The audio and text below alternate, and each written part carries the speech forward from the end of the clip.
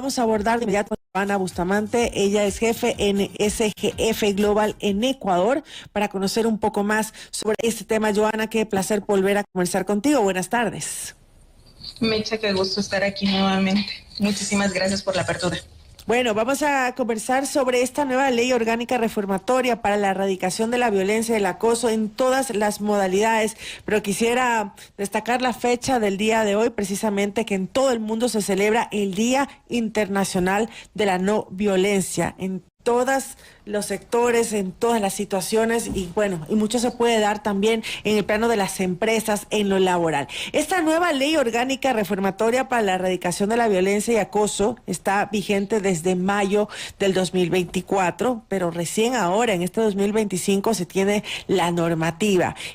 Se demoró algún tiempo en poder tener pues todo lo necesario para poder implementarla correctamente. ¿Cuáles son los desafíos que tenemos todavía los ecuatorianos en cuanto a la no violencia en las empresas?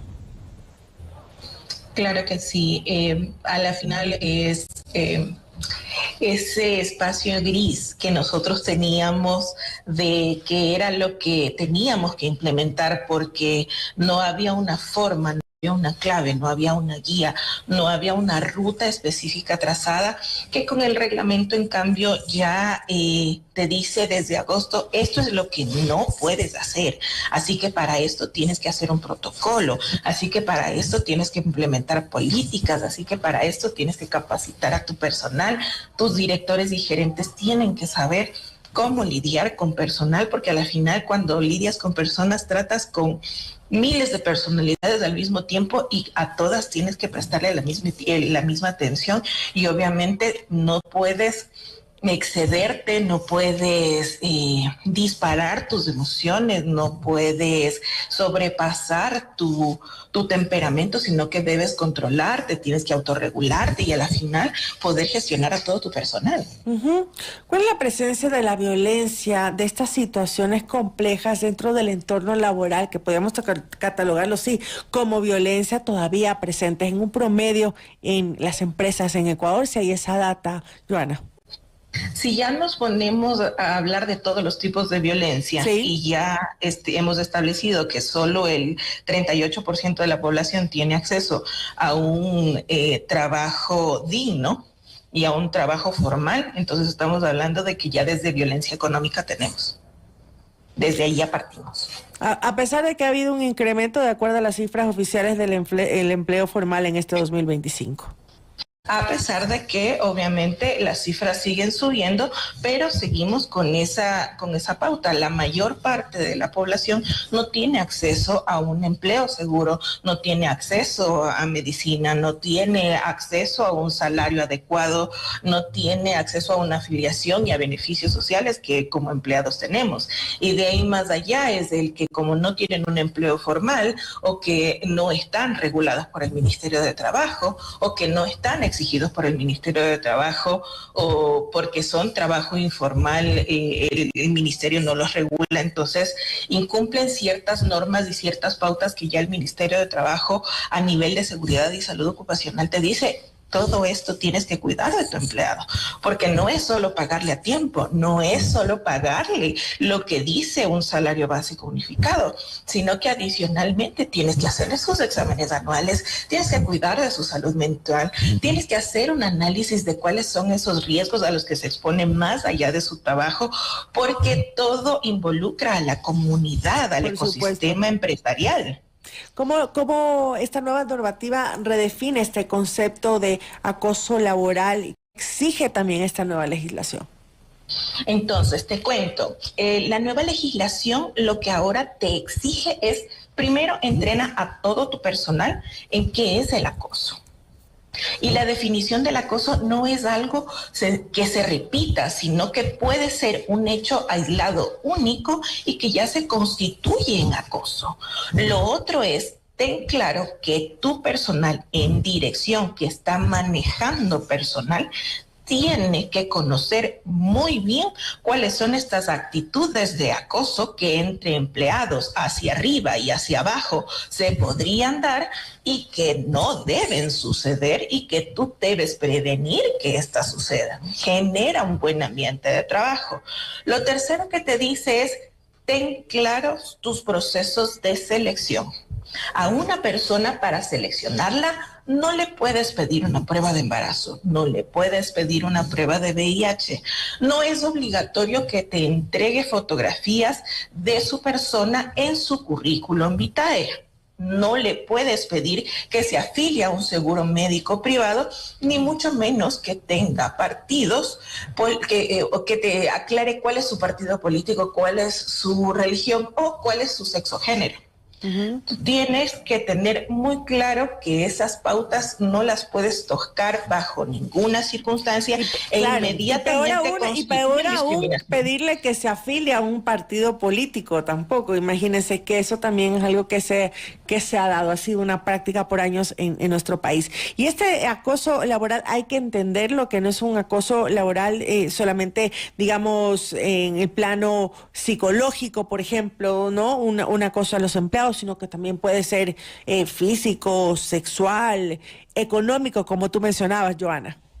Tal cual, físico, sexual, económico, se constituye también acoso el no dejar descansar a tu empleado. Hay una parte muy específica de la ley que te dice: tu empleado tiene derecho a la desconexión digital con el empleador. Lo mínimo que tú le debes garantizar son 12 horas de desconexión contigo. Pero ahora, por ejemplo, el reglamento que salió en agosto nos hace una aclaración. Hay puestos que, derivados de la confianza que como empleador tienen, porque tienen que tomar o están en una posición de toma de decisión en la empresa muy importante, no tienen esta desconexión digital porque en cualquier momento se les puede necesitar, que sea de urgencia de la compañía. Claro, como en el caso de medios de comunicación, pues la noticia nunca para y hay situaciones en que hay que estar en primera línea a cualquier hora. Esto está clarísimo. O médicos también, en los hospitales también, en la fuerza pública, en fin. Entonces eso hay que tomarlo en cuenta.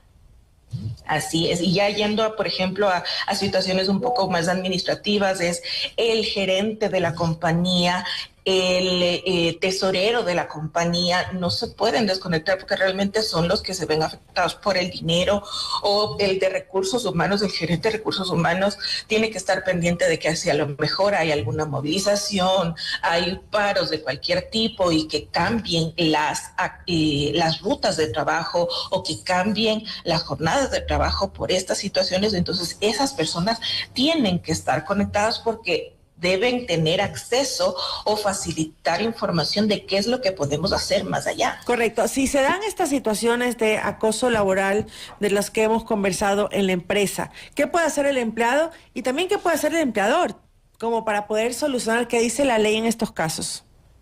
Como empresa estamos obligados a establecer un protocolo y lo primero que debe tener el protocolo es un comité de no discriminación. A este comité nosotros le tenemos que capacitar más allá de lo que vamos a capacitar al resto del personal para que puedan tomar decisiones informados.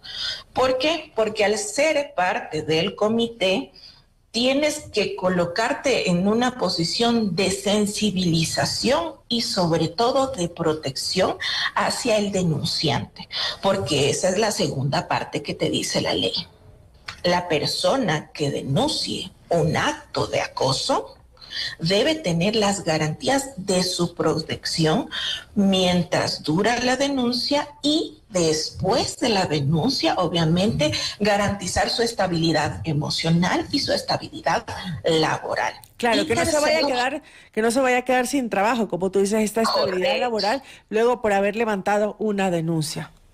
Así es. Y lo tercero, y que también es válido e importante, es cuáles son las como quien dice, los castigos o esas acciones punitivas que va a suceder en el caso de los acosos, que tú catalogues, que tú digas, ok, en base a lo que me dice la nueva ley de discriminación, ¿cuándo yo puedo despedir al empleado? ¿Cómo debo hacer mi proceso de despido? Si la persona decide denunciar a nivel civil a la persona, entonces yo también le tengo que dar el auspicio hacia su denuncia a un nivel civil con los recursos que como compañías estimemos necesarios, sea recursos psicológicos, recursos económicos, el auspicio de un abogado si es que así lo decide el empleado. Entonces todas estas cosas las tenemos que cubrir como compañía porque si bien es cierto, nosotros no sabemos muchas de las veces qué es lo que pasa más allá de nuestra puerta de la oficina, nosotros como compañía lo permitimos. Correcto. Para finalizar, Joana, responder la pregunta, ¿el acoso laboral es una amenaza o una oportunidad para las empresas? Si te soy honesta, para mí es una oportunidad. Es una oportunidad de que generemos mejores vínculos con los empleados, es una oportunidad de que generemos relaciones más cercanas en la que un empleado no sienta temor de hacer una denuncia. Perfecto, gracias, Joana, y esos son avances con esta normativa presentada en este 2025, entonces, para que todos podamos trabajar en paz, con respeto, ¿no? Atendiendo a nuestras diferencias, pero con un bien común, con un objetivo común, que es salir adelante a través de la empresa y en la economía de todos. Así que, pues, gracias. Muchísimas gracias por habernos acompañado en esta tarde. A ti, muchísimas gracias. Hemos conversado en esta tarde, a esta hora, con Joana Bustamante, y es jefe en SGF Global en Ecuador, una experta en recursos humanos. Vamos a seguir con más en nuestro espacio juntos con Meche Castro.